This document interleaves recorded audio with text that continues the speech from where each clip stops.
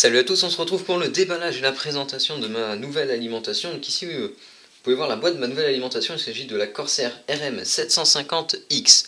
Alors si vous ne connaissez pas la RM750X, ni même la RMX série, c'est tout simplement parce que Corsair vient de chambouler un petit peu sa gamme. Bon, il y a déjà quelques temps, c'est vrai, mais voilà, on avait quand même une nouvelle gamme. C'est-à-dire qu'avant, on avait les RM, qui se trouvent en plein milieu de la gamme Corsair, si vous voulez, on a la RM. Cette gamme RM, elle a été stoppée. Et deux gammes en ont découlé de cet arrêt de production des RM normales. Il y a d'un côté les RMX et de l'autre côté les RMI. La seule différence qu'il y a entre ces alimentations, c'est que l'une bénéficie du Corsair Link et d'un bouton qui permet de tester comme quoi le ventilo fonctionne toujours. Ça, c'est une petite technologie que je vous en parlerai après. Et l'autre n'a pas ces deux trucs. Donc la RMX n'a pas de Corsair Link et pas le petit bouton qui permet de tester le ventilo. Voilà, ce sont les deux seules choses qu'elle n'a pas. Bon, c'est vraiment pas les choses les plus indispensables du monde, c'est pour ça que c'est une très bonne alimentation quand même.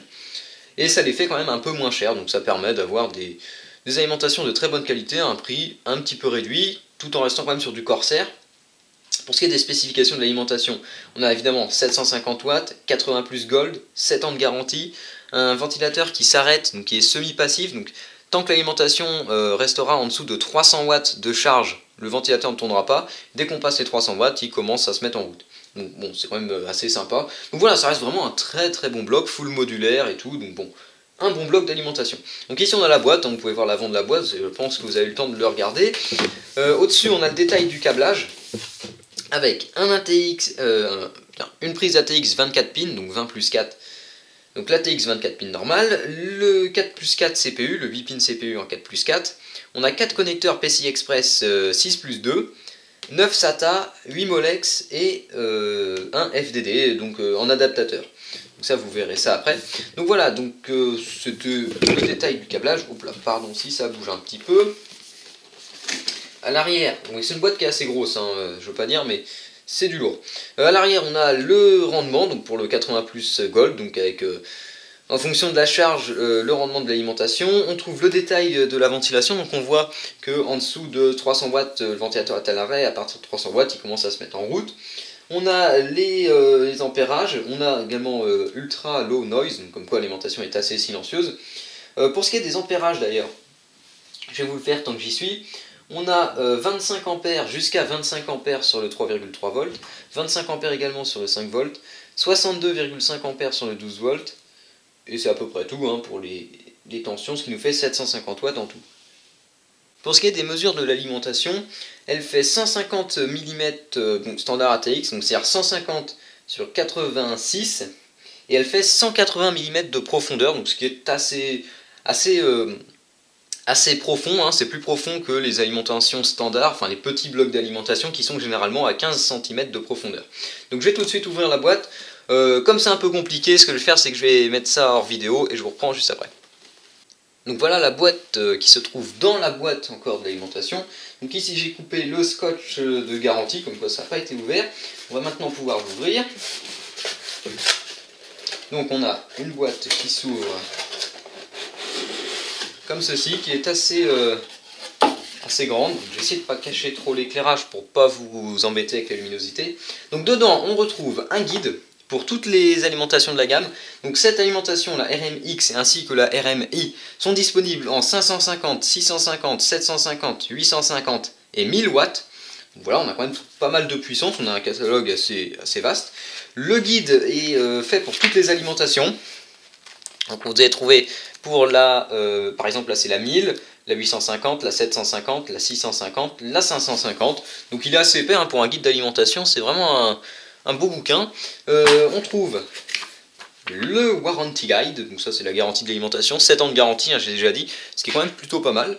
On trouve le câble secteur, donc pour le 230 volts, hein, l'input. On va trouver un sachet qui contient, on a je sais pas trop combien de serre-flex à vrai dire, bon, quelques serre-flex et un serre-câble pour bien ranger tout ça, les 4 vis pour fixer au boîtier et un petit blason Powered by Corsair en métal qui se collera à l'avant de votre boîtier si vous le voulez. Ensuite on trouve, ça c'est le truc anti-humidité, hein, je le vire évidemment, on trouve ceci, donc c'est de la mousse qui cache le bloc d'alimentation qui se trouve dans son enveloppe également, enfin dans son enveloppe, dans sa petite housse de transport. On trouve un petit sac de transport avec les câbles, donc ça je vais faire le détail après. Je vais sortir le bloc. Alors voilà, j'enlève tout ça, j'enlève le carton bien évidemment. Et je mets le bloc de côté pour le moment. Donc dans la sacoche des câbles, on va trouver, voilà, désolé pour le bruit, on va trouver, je sors tout, ça là, on trouve les 3 brins avec sur chaque brin 3 connecteurs SATA. Donc c'est pas celui-là, attendez que je ne me perde. Voilà, les 3 brins avec sur chaque brin 3 connecteurs SATA, ce qui fait notre total de 9 prises SATA. On trouve 2 brins avec sur chaque brin 4 connecteurs Molex. Voilà nos 8 connecteurs Molex. On trouve un adaptateur Molex vers floppy, donc c'est pour ça qu'on a une prise FDD qui est compris également dedans, mais bon, c'est plutôt un adaptateur, donc c'est pas vraiment une prise intégrée au câble. Donc tous ces câbles-là, tous ceux que je viens de vous montrer, ont une finition plate, standard, un peu à la Corsair, hein. Enfin c'est quelque chose qu'on a l'habitude de voir maintenant. Donc ces câbles plats, c'est plutôt pas mal, puisque généralement ce sont les câbles qui sont destinés à tout ce qui est lecteur, disque dur et tout le bazar. Donc qu'ils soient plats, c'est pas mal du tout. On trouve ensuite le 24 pin, enfin le 20 plus 4 ATX, hein, tout simplement pour la carte mère. On trouve, si je ne me plante pas, le CPU, voilà le 4 plus 4 CPU. Donc les câbles 24 pins, 4 plus 4 et les PCI Express ont une finition gaine nylon. Ils n'ont pas la même finition que les autres. Bon voilà, c'est normal, comme ça demande plus de câbles, ils ont une tension plus élevée, ils sont plus gros, donc ils sont gainés nylon. Donc voilà, le 4 plus 4 CPU. Et les 2 connecteurs PCI Express avec sur chaque connecteur 2 prises PCI Express 6 plus 2, donc pour les cartes graphiques. Donc voilà, qui sont gainés nylon également. Donc voilà pour le détail du câblage, hein, ça fait un beau petit tas de câbles. Je vais mettre ça de côté. Voilà, on va passer vraiment au vif du sujet. C'est le bloc en lui-même. Quand même, on va pouvoir voir un peu à quoi ça ressemble en vrai. Donc on a une sacoche de transport badgée Corsair. Bon voilà, c'est un petit sac, hein, comme ça on va pas faire un détail sur le sac. Et on trouve dans un sachet plastique et encore un sachet plastique, on trouve le bloc d'alimentation en lui-même. Alors là on a vraiment un sacré beau morceau, je trouve. Donc pour faire le détail du bloc, hein, je vais vous faire un petit aperçu. Donc ici l'écriture RM750X et le nouveau logo Corsair, comme vous pouvez le voir, il n'y a plus que les voiles, hein, c'est le nouveau logo Corsair contrairement à l'ancien. Je ne sais même pas si j'ai l'ancien dans le coin, mais enfin bon voilà. Voilà, la petite étiquette au-dessus avec les spécifications, la même étiquette de l'autre côté. Au-dessus, on trouve un ventilateur de 135 mm avec une grille métal, donc le ventilateur de la couleur Corsair un peu traditionnelle qu'on retrouve pour leur ventilateur également. Donc voilà, qui est plutôt sympa.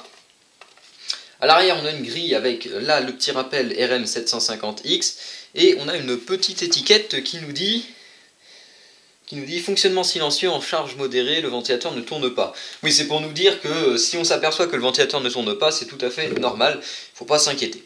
Voilà une petite étiquette, et en dessous on a le bouton Power et la prise pour le 230 volts.